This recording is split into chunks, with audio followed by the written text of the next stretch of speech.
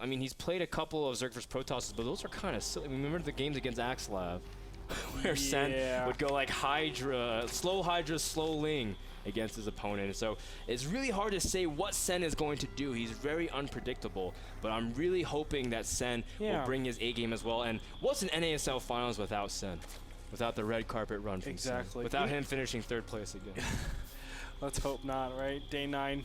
The Day 9 curse. The Day 9 curse, man. He is so mean, Day 9. Sean, I can't believe you did that. Let's go ahead and introduce our players right now. In the bottom left-hand corner, as the blue Zerg, we have Gamma Bear Sen, starting off on Daybreak up against this player in the top right-hand corner. It is, of course, Slayer's Alicia, the runner-up for MLG Anaheim, and also, I would say, my new favorite Protoss right now. Really? Dare I say it, my new favorite Protoss. I was just really impressed with his PVT when he took out Puma on one of the sub-stages. That was just like the best display of PVT I've seen in a very long time. I haven't been impressed with a lot of Protoss' PVT, and Alicia just struck me as like, wow, he is playing super standard, playing it by the book, and outplaying, of all people, Puma, NASL's favorite person. Yeah, but Puma wasn't on NASL turf. That's what it is, man. Yeah, it's kind of like in Yu-Gi-Oh! If you put like a field card and you get a bonus based off like your surroundings. That's what Puma is. When he gets an NASL mode, automatically his units do like 5 more damage. Yes. That's like actually how it works. It's not even fair. But it should be. Yep. We should actually have you to. And the other 2 people. Puma has to play on a handicap from now on. By the way, in NASL to make it even. I never ever played Yu-Gi-Oh! The cards. I thought it was kind of silly. Loved the TV show. Loved the TV show. I was like, oh my god, he just played his trap card. Oh my god, I had no clue. Like, how could he not have seen that? Oh, and then the guy hit the card down on the opposite way. I'm like, oh, obviously that's a trap card. He's like, Yu-Gi-Oh's like, no, this is not a trap card. I tricked you into thinking this is a trap card. In fact, it's a regular card. Boom, and he kicked his butt. It blows my mind sometimes they even break the rules in the show just so Yuki can win. I'm like, wow, now it's a real anime TV show. Anyway. You know, sometimes a player who also seems like he breaks the rules. Sen feels like his EVP, things that he does shouldn't work. When we saw him go for a lot of Roach Ling aggression, sometimes he goes like Roach Drop on Daybreak especially. Sometimes it just feels like these things shouldn't work, but the way Sen also uses his units in tactical manners, I just think it's really cool. Some of the ways he fakes out his opponent. Yeah. Sen is just as much of a cerebral player as he is a mechanical player. Sometimes it just doesn't make sense how much skill this guy has. Yeah. It's funny, when I talked to him while he was over here for this Sunday Showdown, he was saying, oh yeah, there's no one in Taiwan that could actually play against me that, you know, I could actually get any practice from. Everybody is significantly worse than me. And I want to... yeah. I know, he just said that so matter-of-factly as well. Yeah, he's like, everybody's so noob. He said, everybody's so chobo, actually. Yeah. That's his word. But everybody's so chobo, who can I play with? And then he said, they play like you, Grey Tarp. And I was like, oh... But anyway, that's beside the point. He was saying, like, oh, the only place I can go to is Korea. And it really just shows you, like, it's hard to play when you have no training partners, right? When you have nobody, even in your own country, that you can kind of exchange with and talk with. But Sen, it doesn't matter. He's still a world-class player without that. Think about if he had that community around him, the player pool around him to actually play at his caliber. Think about how good of a player he would be. That would be... maybe. Never know. I still think Sen is pretty good considering the fact, and I can expect him to do pretty cool things as well. I think he's fantastic. Now, Alicia has been really, just like you said, redoing a lot of his PvZ. Now, he's been kind of experimenting with a lot of builds. There's a lot of things that makes him really capable on this map. We saw him go DTs on this map into Blink. We've seen him go Stargate on this map without making a single unit to begin with. So he's got a lot of his own very small variations on pretty much the same exact thing, but it's kind of like Alicia's style, which is really cool. Now he is opening up with his Zealot Stalker, and he could choose to pressure. We've seen a lot of Protosses really be more active, and especially against Sen. I think the latest I've seen Sen take his gas was 8 minutes once in his EVP, but he's going to get it considerably earlier, going for triple gas at the moment. Yeah, I think this is the right decision. His reads right now are gateway pressure, obviously. You can see the Overlords getting in here, the Chrono Boost being saved up on both of these. And yes, he will see this second gateway over here. I think he saw the other gateways, or at least one. Yes, he sees a couple gateways in the back over here too. So this is like the most obvious 4-gate ever. And I feel like 4-gate was good maybe a couple months ago. It still can be, but it's very rare at this caliber of play. Quick Twilight Council at middle of the 7-minute mark, and you can see Alicia already getting gases 3 and 4, looking more like Alicia wants to lean towards that quick DT tech, what we've seen him do in the past. But of course, that just gives him more flexibility if he could just switch up to Blink and go for a huge timing to punish Sen. Sen, again, one of the greediest Zergs that you'll ever see. That's what it feels like. It feels like he is going for just a regular Blink Stalker play directly after this. The Twilight Council isn't pushed out super early, which makes me think that it's just going to be a +2 timing after the obvious 4-gate pressure. Very nice pickoff, by the way, on that pylon in the top left-hand corner, but there's another pylon over here that is right next to the third base. We'll see if he's able to do any damage. Yeah, now as long as Alicia can keep this pylon up, he can just pretty much use it as a point to really confuse where Zerg is, because, you know, confuse Zerg where he is. He can kind of poke back and forth. You can see him moving into the natural and also just threatening. He's sharking at this point. Sen doesn't exactly know where Alicia could pop in, but a pretty critical supply block right now for Alicia. Needs to be able to get up his pylon count. You can see he's warping in sentries back at home, and I guess he's just going to fake aggression at this point. Wants to force some units out while he can power up to the point where he wants to commit to that Blink attack.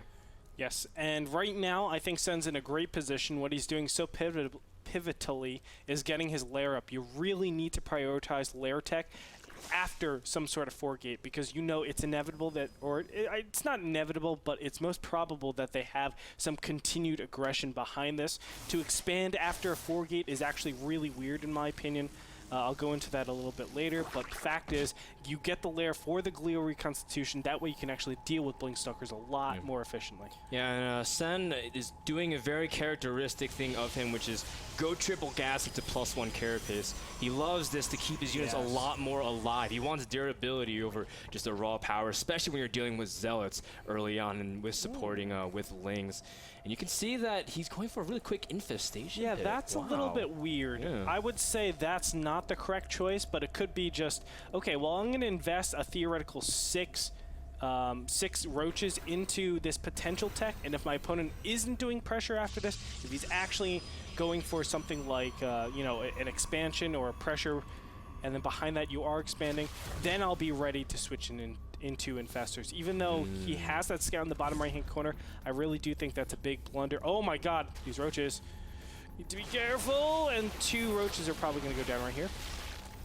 Now, what's important is Sen also did get a sneak peek at the unit composition of his opponent. Oh, yes. And he does see +2 is finished. Sen will not be able to hold his 4th base if Alicia chooses to push up here, but he doesn't know about it. He's going to try to force himself up to 3rd. And as long as you can use that hatchery as part of the force field wall, you can really get a great position. Just like right there, you can see Sen immediately trap some of the units. And he can't really engage onto this army at this point. Alicia reinforcing from that pylon even further, but Sen has to pull his drones immediately. You can see more force fields drop from Alicia and blinking backwards. And this is the timing that Alicia's been waiting for so long. And you can see that he's going to take out this 3rd base, making it really difficult for Sen to keep holding. Yeah, Sen will lose this 3rd base, and it's unfortunate for him, as there's a lot of really tough decisions ahead of him. Does he just mass up and try to go units versus units, or does he sit back and try to just take his 3rd base directly after this? Now, he did take the top left-hand corner, which will help out a little bit, but still, the direct threat are these you know, huge amounts of stalkers. You can see the Sen is really cautious on when to engage based on force fields. Alicia unleashes another force of force fields, and you can see that Sen at this point can't really engage just because the force fields are keeping him away just outside the Roach range at this point.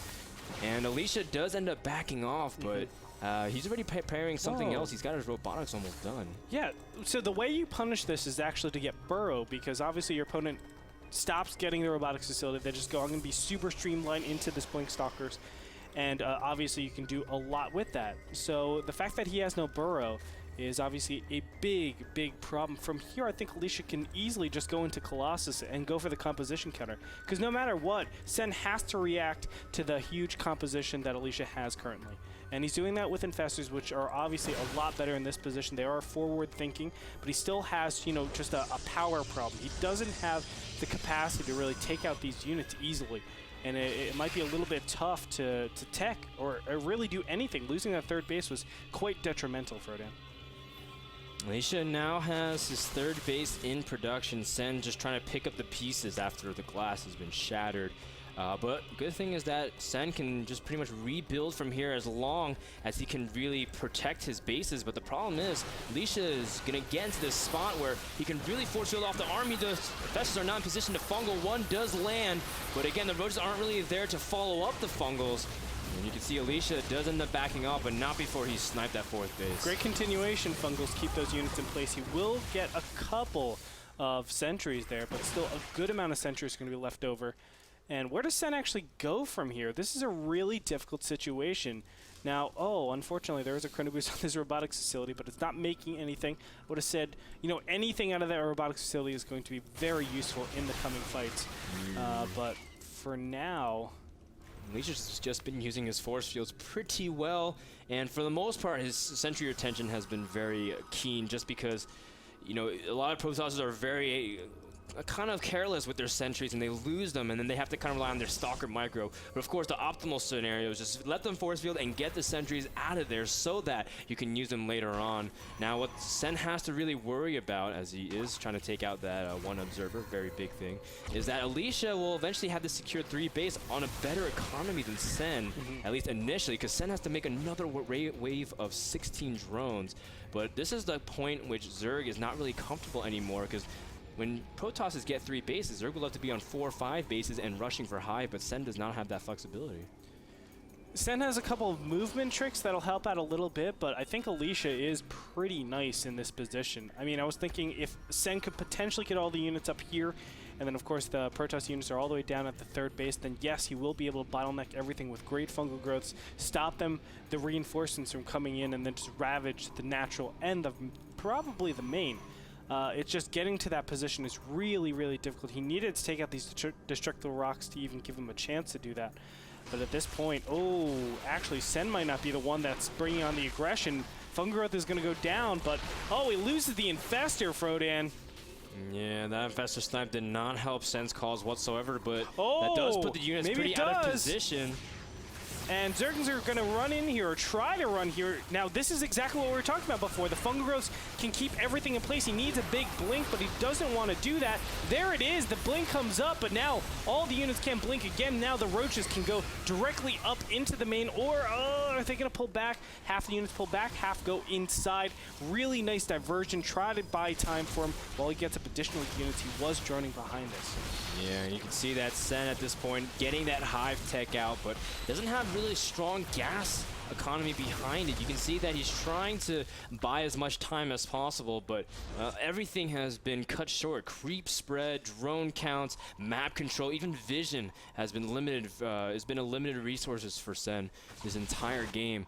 And now Alicia has a pretty intimidating army. Even though, yeah, he lost some units, he still has sentries. He's incorporated some Immortals and has a couple Colossi out. And this is a huge army that Sen can't necessarily confront just yet.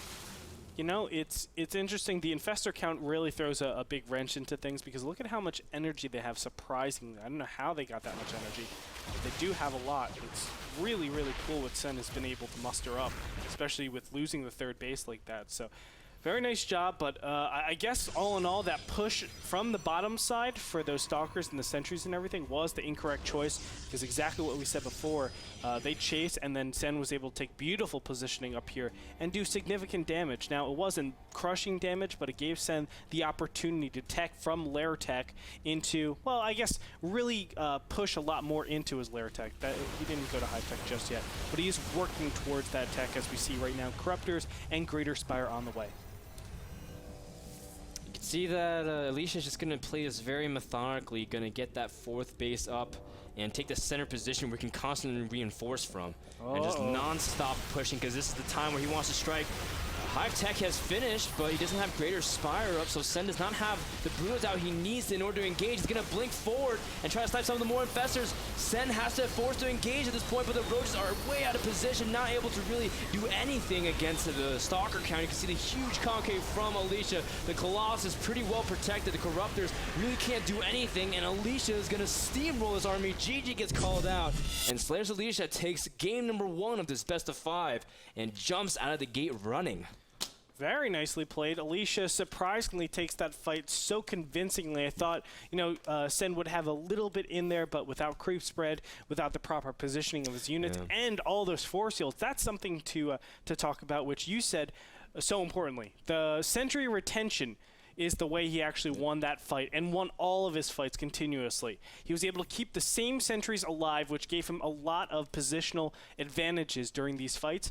And that's why you saw, I think, such a one-sided battle at that last fight. It's because there was so much gas still invested into that Protoss army.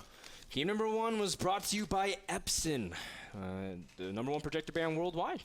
Check them out at epson.com for your projector needs. We'll be back with game number 2 between Sen and Alicia. Can Sen make the comeback or we fall 0-2? It's do or die. Sen needs to win game number 2, and it's going to happen after this break. We'll be back in a minute at the North American Star League Playoffs, day number 1.